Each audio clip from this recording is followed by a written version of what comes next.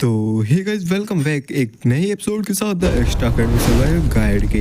आज का ये वाला चैप्टर काफी खतरनाक होने वाला है, तो वीडियो के अंत तक जरूर देखना। तो नेक्स्ट चैप्टर की स्टार्टिंग होती है, हमें दिखा जाता है लोअर टेल को, जो कि रोड टेल मेंशन में पहुंच चुकी होती है। वह वहाँ के सीन को देखकर कहती है, आखिरकार यहाँ पर क्या चल रहा है। वह वहाँ पर देखती है मेबुला गॉड और लूसी के बीच की काफी खतरनाक सी फाइट को, और इस टाइम पर पूरा ही रोड टेल माइनर काफी खतरनाक लग रहा होता है। लोअर टेल तो इस सब सीन को नीचे खड़े होकर देखी ही जा रही होती है। हम देखते हैं भाई लूसी को, जो कि पूरी खतरनाक तरीके से मेबुला गॉड से फाइट कर रही होती है। लेकिन तभी वह कुछ नोटिस करती है, उसे दिखाई देती है व्हाइट कलर की रोशनी कहीं दूर से। नीचे खड़े लोग भी उसी तरफ देखते हैं और वे कहते हैं रुको रुको, वहां पर क्या हो रहा है। हम वहीं दूसरी ओर जेनिका को भी देखते हैं, जो कि भाग रही होती है। वह देखती है उसी रोशनी की तरफ और कहती है नहीं, ये रोशनी तो सेंट्रल गार्डन से आ रही है, और एड भी वहीं पर है। अब मुझसे मत कहना। हम भाई साहब वहीं का सीन देखते हैं, जहाँ पर हमारे एडी ने उस खतरनाक से बीस्ट को समन कर लिया होता है, वो भी खतरनाक से मैजिक का यूज करते हुए। वहीं कृपन कहता है, मुझे नहीं पता आखिरकार तुम क्या करने का ट्राई कर रहे हो, लेकिन तुम जो भी करो वो सब पॉइंटलेस है। तुमने इन सब चीजों को इतना आगे क्यों ढकेल दिया।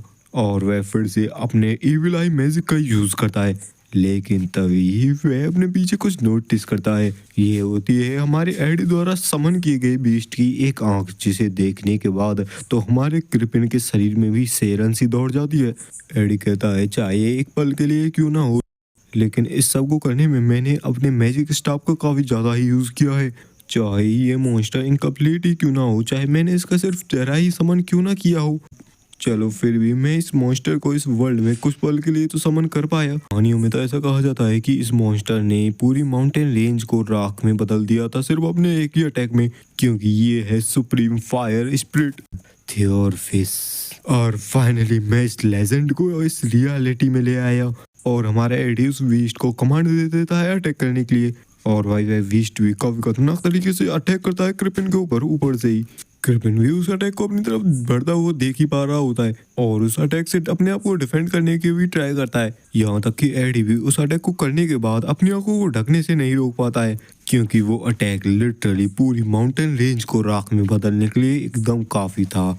और उस अटैक को करने के बाद वह मॉन्स्टर भी गायब होने लगता है, क्योंकि हमारे एडी के पास इतना ज्यादा माना नहीं होता कि वह उसे और ज्यादा देर तक समन करके रख पाए। और बताया जाता है सुप्रीम फायर स्पिरिट द्वारा अनलीज की गई फ्लेम्स हर चीज को जलाकर राख कर सकती हैं। हम देखते हैं भाई साहब उस मॉन्स्टर मेबुला गॉड के जितने भी छोटे छोटे कीड़े से होते हैं वे सारे ही गायब होने लगते हैं, और ऐसा इसलिए हुआ होता है क्योंकि उन फ्लेम्स से मैजिक और मैजिक से समन हुए क्रीचर्स सारे ही जलकर राख हो चुके होते हैं, क्योंकि वो फ्लेम्स होती ही इतनी खतरनाक है कि वे किसी भी चीज को जलाकर राख कर सकती हैं। वहाँ पर हम देखते हैं उस अटैक से वहाँ पर एक काफी बड़ा गड्ढा हो चुका होता है, जिसके बीचों बीच कृपिन काफी घायल हालत में खड़ा होता है। वह कहता है मेरा माना रिकवर क्यों नहीं हो रहा।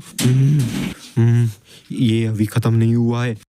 जिस पल मैं गिव अप कर दूंगा उसी पल मुझे डिवोर कर लिया जाएगा। यही तो इस दुनिया का रूल है। मैंने वो सब कुछ किया जिससे मैं सरवाइव कर सकूं, और इसके लिए मैंने जिन लोगों को सबसे पहले मारा वे लोग थे मेरे खुद के ब्लड रिलेटिव्स। पूरे कॉन्टिनेंट की सबसे प्रेस्टिजियस फैमिली में जन्म लेने के बाद यह तो मेरी नेचुरल इंस्टिंक्ट बनी गई थी। लिटरली भाई यह बंदा अपने ही ब्लड रिलेटिव्स को मारने के बाद उन्हीं की डेड बॉडी के सामने खाना खा रहा होता है, और अब इसकी हालत लावारिस कुत्ते से भी बदतर हो चुकी होती है। और फिर भी कहता है मुझे इससे कोई फर्क नहीं पड़ता अगर मेरे पास थोड़ा भी माना ना बचा हो, और एक बार मैं यहाँ से निकल जाऊँ और इविल गॉड से मैं माना ले लूँ तो मेरे पास फिर से एक और अपॉर्चुनिटी आ जाएगी। मुझे सिर्फ एक बार इस गड्ढे से बाहर निकलना है, और तब तक वेट करना है जब तक कि मैं अपनी स्ट्रेंथ को वापस ना पा लूँ। ये अभी खत्म नहीं हुआ है। इविल गॉड मेबुलर गिव मी पावर्स। बैकग्राउंड में बताया जाता है उन फ्लेम्स ने सारे ही माना को तो खत्म कर दिया था, लेकिन माना का सोर्स तो अभी भी यहीं पर था। इविल गॉड मेबुलर भी अपने फॉलोअर कृपिन द्वारा बुलाए जाने पर अपने माना को कृपिन की तरफ भेजने लगता है। अगर ऐसा ही चलता रहा तो ये सारी चीजें फिर से पहले जैसी हो जाएंगी। लेकिन तभी मेबुलर गॉड के माना के बीच में आ जाती है किसी की शील्ड, और ये कमाल किया होता है हमारी प्यारी लूसी ने। और भाई हम देखते हैं लूसी ने इविल गॉड मेबुलर के चारों तरफ काफी सारे मैजिक सर्कल्स को क्रिएट कर दिया होता है, और लूसी के एक इशारे पर मेबुलर गॉड पर काफी खतरनाक अटैक्स की बारिश हो जाती है। जिस नजारे को देखने के बाद तो भाई साहब कृपिन की आंखें भी फटी की फटी रह जाती है। वह भी कहता क्या तभी हम क्रिपिन के पीछे देखते हैं हमारे एडी को, जो कि काफी खतरनाक लुक में लग रहा होता है और सीधा आकर क्रिपिन के बालों को पकड़ लेता है और क्रिपिन को पकड़कर वह और क्रिपिन दोनों ही इस गड्ढे में गिरने लगते हैं और धड़ाम से आकर जमीन पर गिर पड़ते हैं। वहां पर हम देखते हैं काफी धुआं धुआं छाया गया होता है, लेकिन उस धूल को हटने के बाद हम देखते हैं क्रिपिन होता है हमारे एडी के ऊपर, जिसने एडी का गला दबा रखा होता है और क्रिपिन कहता है, एडी तुम्हें तो इसी ग्राउंड में दफन हो जाना चाहिए। आखिरकार तुम क्या सोच रहे हो? आखिर तुम कितनी देर तक जिंदा रह लोगे इस आधी मरी हुई बॉडी के साथ? आखिर इसमें क्या पॉइंट है कि तुम दूसरे लोगों की इतना परवाह कर रहे हो जो कि पहले ही मारे जा चुके हैं? वे कुछ नहीं, सिर्फ मूर्ख लोग थे और तुम भी उनसे डिफरेंट नहीं हो। तुम इसी गड्ढे में मारे जाओगे और मैं यहाँ से सरवाइव करके निकलूंगा। तुम मर जाओ। मेरा बायां हाथ तो मुझे महसूस ही नहीं हो रहा। शायद ऐसा इसलिए है क्योंकि मैंने बाएं हाथ में इस रिंग को पहन रखा था और उस रिंग के बैकलेस से ऐसा हुआ है। मेरे शरीर में तो अब बिल्कुल भी माना नहीं बचा है और अब तो मैं उस ब्लेसिंग ऑफ विंड पर भी भरोसा नहीं कर सकता और यहाँ पर कोई भी नहीं है जो कि मेरी मदद करेगा। क्या मैं मरने वाला हूँ? मैं उसकी आंखें धीरे धीरे करके बंद होने लगती हैं। तभी उसकी धुंधली आंखों के बीच में हमें दिख जाती है किसी की परछाई, जो कि आते हुए कहता है, यह ठीक है, तुमने काफ़ी अच्छा काम किया एडी। अब तुम रुक सकते हो। तुमने पहले से ही अपनी इस लाइफ को बिना किसी रिग्रेट के साथ जिया है और अब तुम इसे आसानी से छोड़ सकती हो। तो अब तुम आराम करो। और ये होता है असली एडी रोड टेलर, क्रिपिन रोड टेलर का बेटा, जिसकी हिलुसिनेशन हमारे रियल वाले एडी को आ रही होती हैं। वह भी उसकी बातों में आकर हमारे क्रिपिन के हाथ को छोड़ रहा होता है, लेकिन तभी वह क्रिपिन के हाथ को जोर से पकड़ लेता है और हेडवर मारते हुए कहता है, मेरे साथ पंगा मत लो। हम देखते हैं भाई साहब क्रिपिन की नाक से भी पिचकारी निकल जाती है। वह भी काफी जोर से चिल्लाता है और वह हमारे एडी से बचकर भागने की कोशिश करता है। तभी एडी बगल से एक पत्थर को उठाता है और काफी खतरनाक तरीके से अटैक करता है क्रिपिन के सिर के पीछे की तरफ। हम हमारे एडी का गुस्सा उसकी आंखों में आसानी से देख सकते हैं। एडी कहता है, तुम्हें क्या पता आखिर मैंने अब तक कैसी लाइफ जी है। मैंने फटे कपड़ों को सला, पेड़ों की छाल को उबाल कर खाया और यहाँ तक कि टैलेंट की कमी होने के बावजूद मैंने मैजिक को सीखा। मैंने अपने रहने लायक अच्छी जगह बनाई। मैं अपनी क्लास का एक टॉप स्टूडेंट बन गया और यहाँ तक कि अपने जूनियर्स का तो एक रोल मॉडल भी।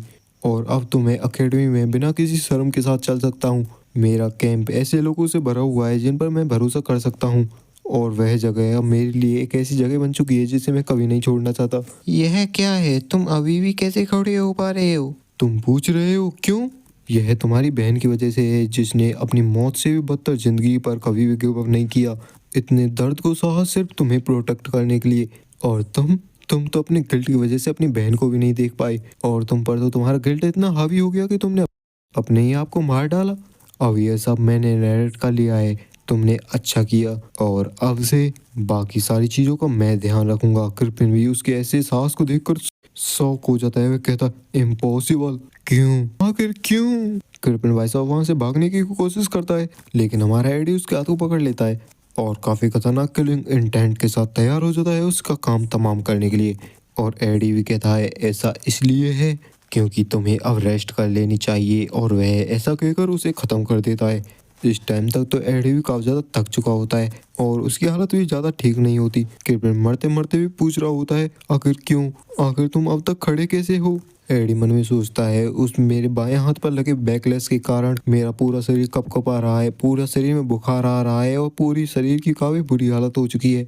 मेरे शरीर में तो अब जवाब देने की भी स्ट्रेंथ नहीं बची है और इससे भी ज़्यादा मेरे पास कहने के लिए भी कुछ नहीं है। वैसे भी इसकी डेथ याद करने लायक नहीं है और स्वाभाविक रूप से मेरी आंखें और कान बंद हो रहे हैं और एक बार फिर मैं सरवाइव कर गया जैसे हर बार करता हूँ। और इसी के साथ ये चैप्टर यही एंड होता है। तो वीडियो को लाइक चैनल सब्सक्राइब कर देना फॉर नेक्स्ट चैप्टर।